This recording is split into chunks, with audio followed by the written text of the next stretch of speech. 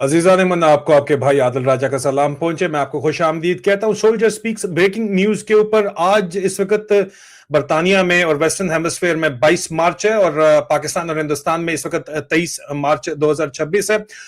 Iran ने आज attack किया है। कुछ घंटों पहले एक बहुत बड़ा अटैक है जो कि इजराइल के ऊपर किया गया है और इजराइल की वॉर कैबिनेट अब सैमसन ऑप्शन को डिसाइड तकरीबन फाइनल आज कर लेगी। वो सैमसंग ऑप्शन क्या है उसके ऊपर मैं आज के लाइव स्ट्रीम के अंदर बातचीत कर चुका हूं, लेकिन जो फुटेज ईरान ने इजराइल के ऊपर अटैक की रिलीज की है उसमें एक नई किस्म की नई तर्ज का ड्रोन है। ये अर्श 2 ड्रोन है जो कि एक जो एग्जिस्टिंग ड्रोन है उससे बहुत ज्यादा खतरनाक ड्रोन है जिसको लॉन्च किया गया है और इसकी वेव बहुत बड़ी लॉन्च की गई है। जो नई रिलीज फुटेज है जो कि ईरान के मीडिया ने शो की है और ईरान का ये कर्टसी प्रेस टीवी ने जो शो की है वो आपको दिखा रहे हैं और उसके बाद इजराइल लेके चलते हैं। आपको दिखाते हैं कि इजराइल की तरफ से क्या तल अवीव के जो मनाजर थे आज वो क्या है, ये आप देखिए। ये ईरान ने ड्रोन फुटेज जो नया फुटेज रिलीज की है, कई दर्जनों जो ड्रोन्स हैं वो आज रात को फायर किए गए और आज दिन को इजराइल के ऊपर जो है वो अटैक किया गया है। देखिएगा आपके सामने है।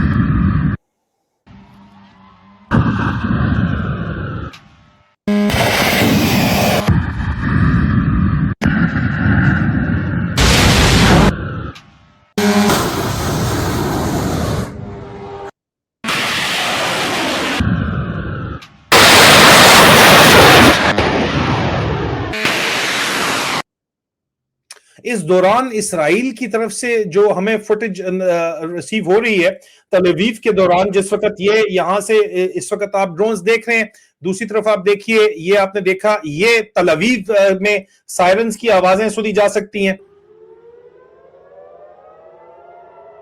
रियल टाइम इमेजरी है जो आपको नजर आ रही है। एक तरफ ईरान की तरफ से ड्रोन फायर किए गए, दूसरी तरफ तल अवीव के अंदर इस वक्त आपको ये सायरन्स की आवाजें जो है वो सुनाई दे रही हैं। यहां पे हम आपको ये बताते चले कि इसराइल से भी फुटेज निकालना उतना ही बड़ा जुर्म है जितना बड़ा जुर्म जो है वो इसको समझा जाता है मुत्तहिदा अरब अमारात के अंदर किसी किस्म की वीडियो बनाना। इसको बाहर निकालने की इजाजत नहीं है, उसके बावजूद ये विजुअल्स जो हैं ये इसराइल से निकल रहे हैं। और जाहिर बात है कि आपने देखा कि गुज़श्ता रोज इजराइल का जो न्यूक्लियर सिटी है उसको हिट किया गया और उनके न्यूक्लियर बेस को हिट किया गया है, जिसके बाद इस वक्त बातचीत खुल के सामने ये की जा रही है कि आप ये बताइए कि जनाब अब ये बात बहुत ज्यादा वाज़ेह तौर के ऊपर की जा रही है कि सैमसन ऑप्शन को एक्टिवेट किया जाए। सैमसन ऑप्शन क्या है अजीजा ने मन? सैमसन ऑप्शन अजीजा ने मन ये है कि सैमसन ऑप्शन ये कहता है कि इजराइल को अगर वजूद को खतरा हो तो वो न्यूक्लियर वेपन का इस्तेमाल कर सकता है। दूसरी तरफ इस चीज के खदशात का भी इजहार किया जा रहा है कि ईरान भी अब न्यूक्लियर वेपन्स उसके पास मौजूद हैं और वो इनरिचमेंट यूरेनियम की न्यूक्लियर ग्रेड की कर चुका है। इस बात के खदशात का इजहार भी खुलेआम किया जा रहा है।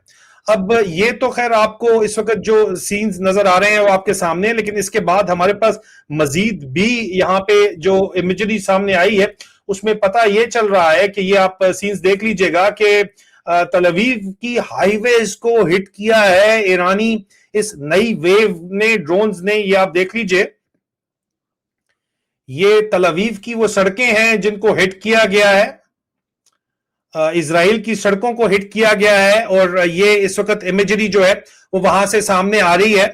और सैमसन ऑप्शन इसको इजरायली कैबिनेट अब इस वक्त डिसाइड कर रही है गुज़िश्ता रोज और आज के हमलों के बाद। लेकिन अब क्या ईरान के पास सबसे बड़ा $1 मिलियन क्वेश्चन यही है कि ईरान के पास जो है वो भी मौजूद है इस वक्त न्यूक्लियर वेपन या नहीं है? एक बहुत बड़ा इफ है। और उसके साथ साथ अजीजा नेमन सदर ट्रंप ने वार्निंग दी हुई है 48 घंटे के अंदर स्ट्रेट ऑफ हुर्मुज़ अगर ना खुला तो उन्होंने कहा है कि मैं जो है वो ईरान की बिजली जो है वो खत्म कर दूंगा, लेकिन 24 घंटे से ऊपर गुजर चुके हैं।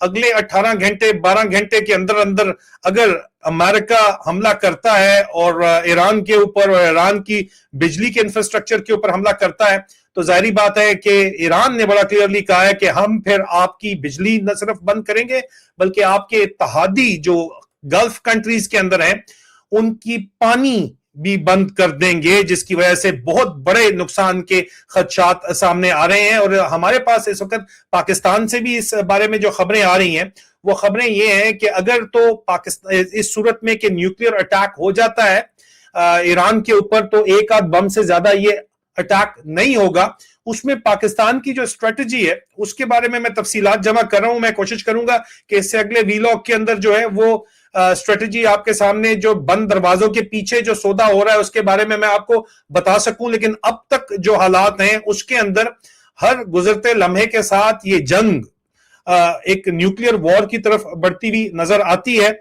और सैमसन ऑप्शन को एक्टिवेट अगर इसराइल करता है तो फिर वाजे तौर के ऊपर एक ग्लोबल वॉर ये बनेगी। ये एक वर्ल्ड वॉर तो पहले बन चुकी है, मजीद जाहिर बात है कि इसके अंदर एक शिद्दत इख्तियार कर लेगी। और आखिर में जवाब में इजरायली मीडिया ने भी ये फुटेज रिलीज की है कि इजराइल का एरो 3 मिसाइल ने दिमोना जो उनका न्यूक्लियर प्लांट है उसको हिट करने से पहले ईरानी मिसाइल को इंटरसेप्ट किया।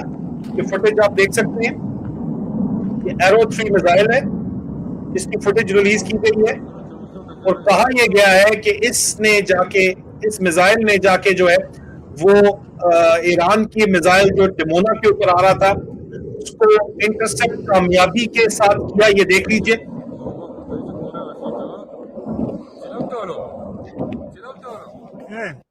इसके अलावा एक और फुटेज भी है, इजरायली मीडिया ने ये फुटेज भी रिलीज की है। ये ईरानी जो मिसाइल आया है दिमोना के ऊपर उसको इंटरसेप्ट एरो 3 मिसाइल्स ने किया है।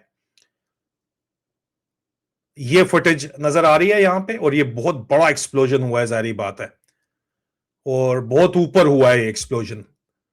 बड़ी तेजी के साथ ये जंग अब अजीजान मन जो है वो न्यूक्लियर वॉर की तरफ बढ़ती हुई नजर आती है और एक ग्लोबल वॉर की तरफ बढ़ती हुई नजर आती है।